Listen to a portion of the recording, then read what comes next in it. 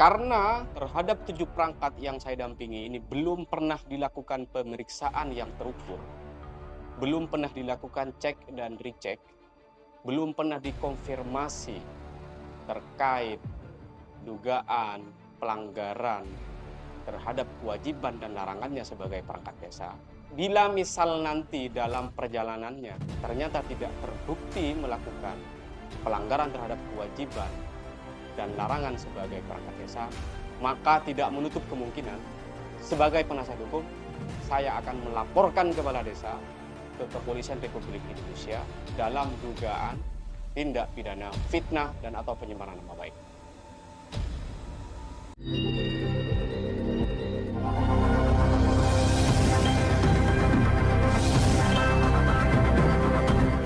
Assalamualaikum warahmatullahi wabarakatuh. Pada kesempatan kali ini saya ingin nyambung video sebelumnya yang membahas tentang polemik administrasi pemerintahan yang subjek para pihak yang berperkara masih belum saya jelaskan. Saya mendampingi 7 perangkat desa Sera Barat, Kecamatan Bruto, Kabupaten Sumeneb, yang per 23 Februari 2022 dilakukan pemecatan oleh kepala desa terpilih berdasarkan pemilu yang baru digelar. Atas hal itu maka sebab SK pemberhentian sementara terbit pada tanggal 23 Februari itu, tepat pada tanggal 24 Februari 2022 saya mengkonfirmasi kepada Camat Beluto terkait rekomendasi tertulis atas pemberhentian sementara tersebut. Berdasarkan konfirmasi yang saya lakukan kepada Camat Beluto, jawaban Camat Beluto pada prinsipnya Camat Beluto belum mengeluarkan rekomendasi tertulis terkait pemberhentian sementara terhadap 7 perangkat yang saya dampingi. Atas hal itu sebenarnya memang menurut Peraturan Bupati nomor 8 tahun 2020, camat itu harus memberikan rekomendasi terhadap rencana pemberhentian sementara maupun pemberhentian tetap. Cuma tidak diatur lebih jelas, lebih detail mengenai apakah rekomendasi itu harus tertulis maupun rekomendasi lisan. Lebih dari itu, camat memang ketika tidak merespon atas surat yang dikirim oleh kepala desa terkait rencana pemberhentian terhadap perangkat desa, maka SK pemberhentian itu bisa berlaku otomatis. Cuma di dalam Peraturan Menteri Dalam Negeri yang termutakhir, yang diperbaharui dari 2015 ke 2017 itu, camat harus memiliki rekomendasi tertulis, baik itu menyetujui terhadap rencana pemberhentian sementara maupun pemberhentian tetap terhadap perangkat desa. Jadi meskipun di Perbub nomor 8 tahun 2020 itu semacam memberi peluang kepada camat untuk tidak bersikap, tapi berdasarkan Permendagri, camat harus bersikap, baik itu mendukung, baik itu menyetujui atau tidak menyetujui terhadap rencana pemberhentian sementara maupun pemberhentian tetap.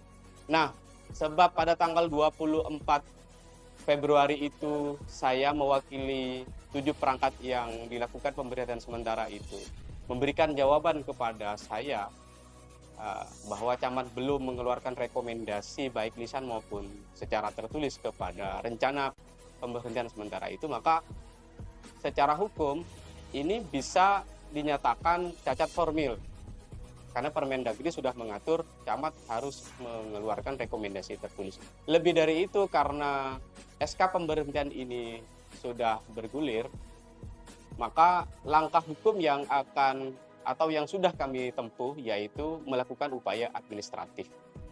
Upaya administratif itu berdasarkan Undang-Undang Administrasi Pemerintahan yang diperteguh oleh Peraturan Menteri Dalam Negeri yang tepat dijadikan subjek upaya administratif adalah Camat Beluto. Sebab Camat Beluto adalah atasan dari kepala desa yang kemudian bertanggung jawab langsung kepada Bupati Sumeneb. Upaya administratif sudah saya lakukan, diajukan pada tanggal 1 Maret 2022. Dan sampai saat ini saya masih menunggu sikap atau respon dari Camat Beluto terkait SK pemberhentian itu atau terkait upaya administratif yang sudah saya lakukan. Kemudian jika upaya administratif ini tidak menemukan atau tidak ada respon yang baik dari camat, langkah hukum selanjutnya adalah saya akan melapor ke Ombudsman Republik Indonesia sebagai institusi yang mengurus terkait maladministrasi di institusi pemerintahan. Jadi kalau memang nanti Camat Beluto tidak merespon terhadap surat saya ini, maka langkah hukum saya akan melaporkan ke Ombudsman Republik Indonesia sebelum kemudian nanti kalau ini tetap tidak menemukan solusi yang baik, akan saya lakukan upaya hukum ke Pengadilan Tata Usaha Negara di Surabaya. Jadi tahapan sebelum saya menempuh jalur hukum ke yudikatif, ke lembaga peradilan, maka langkah-langkah formil atau langkah-langkah hukum di lingkup eksekutif akan kami tempuh dulu. Mulai dari upaya administratif ke camat, nanti kalau dari camat tidak ada respon yang positif akan saya tempuh juga ke Ombudsman Republik Indonesia. Lebih dari itu, setelah saya coba telaah, sebelum penerbitan SK pemberhentian sementara terhadap 7 perangkat yang saya dampingi ini, ada hal-hal yang saya duga bertentangan dengan ketentuan Undang-Undang Administrasi Pemerintah. Jadi 7 perangkat yang saya dampingi ini awalnya diberi surat tugas bertanggal 17 Januari 2022. Kemudian di dalam surat tugas itu diminta untuk mengerjakan sesuatu terhitung sejak tanggal 17 Januari sampai tanggal 21 Januari. Cuma setelah saya cek di Peraturan Bupati Nomor 8 Tahun 2020 itu tidak ada ketentuan bekerja secara estafet atau bekerja secara terus-menerus dari tanggal tertentu ke tanggal tertentu. Yang ada di dalam pasal 25 ayat 1 dan ayat 2 itu terkait jam dan hari kerja. Maka berlaku hari kerja itu dari hari Senin sampai Jumat, kemudian jam kerja dari jam 7 sampai jam 15.30. Kalau hari Senin sampai Kamis dari jam 7 sampai jam 15.30, breaknya dari jam 12 sampai jam 13, sedangkan hari Jumat dari jam 7 sampai jam 15, breaknya dari jam 11 sampai jam 13. WIB. Itu ketentuan jam dan hari kerja berdasarkan Perbub pasal 25 ayat 1 dan ayat 2. Jadi saya menemukan kejanggalan di situ. Selain itu, kejanggalan lain yang saya temukan, surat tugas ini diberikan oleh kepala desa sore hari. Sore hari saat jam pulang kerja. Kemudian atas surat tugas yang dibebankan kepada 7 perangkat yang saya dampingi ini, sejatinya sudah dilaksanakan, sejatinya sudah dikerjakan, dan itu diletakkan di kantor atau Balai Desa Serra Barat, Kecamatan Beluto, Kabupaten Sulu. Nah, belum dilakukan klarifikasi, belum dilakukan cek and recheck terhadap surat tugas yang dibebankan kepada 7 perangkat itu, ternyata pada tanggal 25 Januari 2022 sudah diberi surat teguran 1. Padahal itu mestinya surat teguran 1 itu dilalui setelah kepala desa ini melakukan klarifikasi, konfirmasi, cek and recheck terhadap surat tugas yang telah dibebankan kepada aparatur desa terkait. Belum dilakukan cek and recheck, belum dilakukan klarifikasi, belum dilakukan konfirmasi, tiba-tiba 2 hari setelah berakhirnya surat tugas itu sudah muncul SP1. Pagi pada tanggal 25 Januari, 7 perangkat yang saya dampingi ini menerima surat teguran 1, sore harinya datang langsung menemui kepala desa, mengkonfirmasi dalam rangka klarifikasi terkait itu. Jawaban kepala desa malah ini sudah ada tim. Dalam hal ini tim pengangkatan dan pemberhentian perangkat desa. Setelah itu seminggu kemudian tepat pada tanggal 31 Januari 2022 terbit lagi surat teguran 2 yang isinya sama persis dengan surat teguran Satu, lagi-lagi penjelasan Kepala Desa Seara Barat, Kecamatan Bulutu, Kabupaten Sumeneb, bahwa ini sudah ada tim. Belum ada penjelasan, belum ada klarifikasi mengapa sebenarnya mereka dikasih surat teguran 1 dan surat teguran 2. Perangkat desa ini boleh diberhentikan baik sementara maupun tetap dengan catatan harus dinyatakan melanggar terhadap kewajiban dan larangannya sebagai perangkat desa. Tapi kalau masih belum dilakukan pemeriksaan untuk menyatakan bahwa perangkat ini melakukan pelanggaran terhadap kewajiban dan larangannya, saya rasa terlalu prematur ketika SK pemberhentian itu terbit tanpa dilalui proses pemeriksaan dulu. Nah, seiring berjalannya waktu, kalau misal nanti ternyata 7 perangkat berdasarkan pemeriksaan tidak dinyatakan terbukti melakukan pelanggaran terhadap kewajiban dan larangannya, maka tidak menutup kemungkinan saya sebagai penasehat hukum dari 7 perangkat itu akan melaporkan kepala desa ke Kepolisian Republik Indonesia dalam dugaan fitnah atau penyemaran nama baik. Sebab kepala desa ini sudah berkesimpulan tanpa terlebih dahulu melakukan cek and recheck, tanpa terlebih dahulu melakukan klarifikasi, tanpa terlebih dahulu melakukan pemeriksaan yang terukur terhadap 7 perangkat desa yang saya dampingi. Jelas ini merugikan, jelas ini melanggar hak orang atau hak 7 perangkat yang saya dampingi ini.